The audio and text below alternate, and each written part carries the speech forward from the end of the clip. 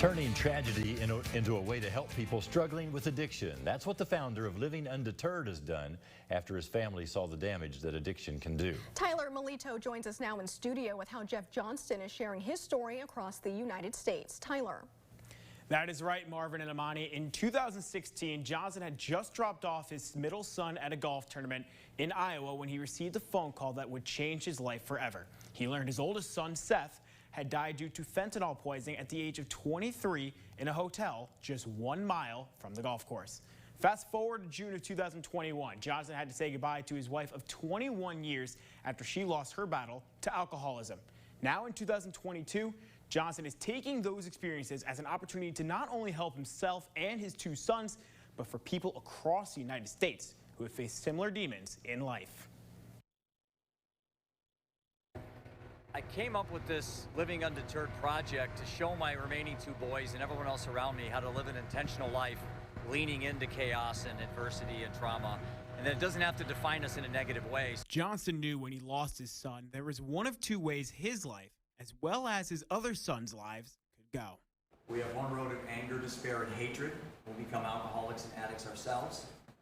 Or we have a road of inspiration and motivation. And this can be the single greatest moment in our lives. In partnership with the Hope Center here in Lexington, members of the community, as well as some of the center's clients, had the opportunity to hear Johnston's experiences, which is something the Hope Center says is extremely relevant to them and the people they serve.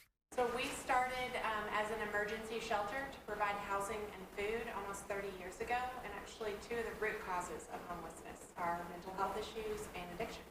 So this is extremely relevant to our clients. There's a very small percentage of people who will ever experience what Johnston has, but he acknowledges everyone's pain is significant.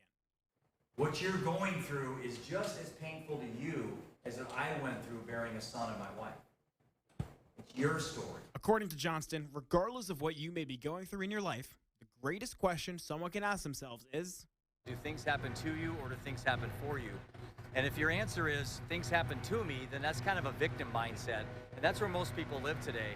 In my case, I've always been an optimist, but I was really tested through death. And so, you know, to me, I answer that question, things happen for me. So death was given to me twice in my life as an opportunity to become a better man, not a bitter man.